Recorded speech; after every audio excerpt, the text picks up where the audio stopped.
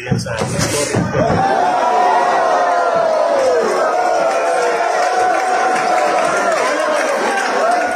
General Santos City, ladies and gentlemen, Christian P. Laurente.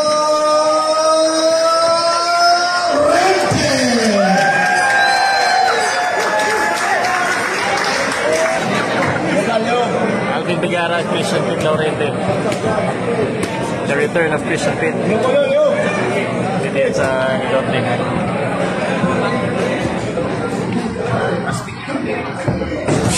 Kasi napapaspoy sa akin kay Madam Koboy. Thank you sa pagpayag ko sa video nito. Christian P. Laurente looks fast.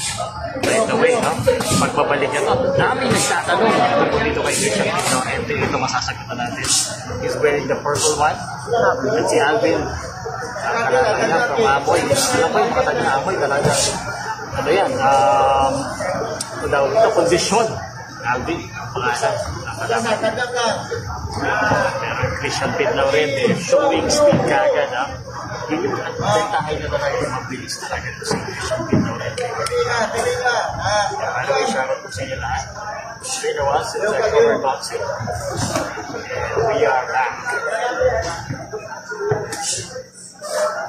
Yan sa story.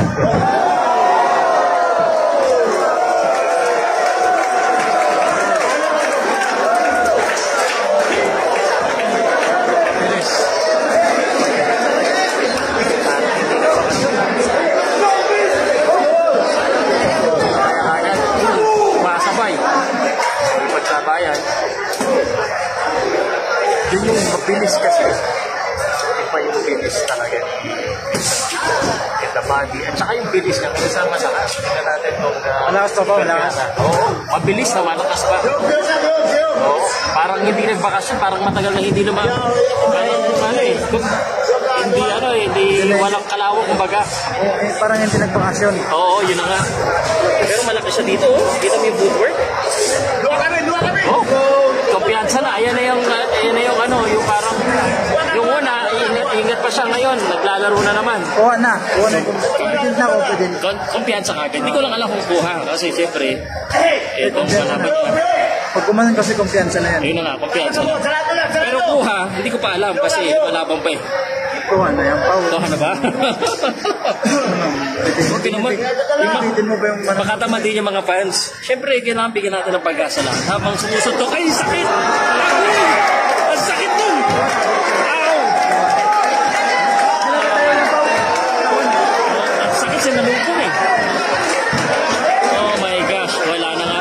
Wala na. Tama. Bilis eh. Christian P.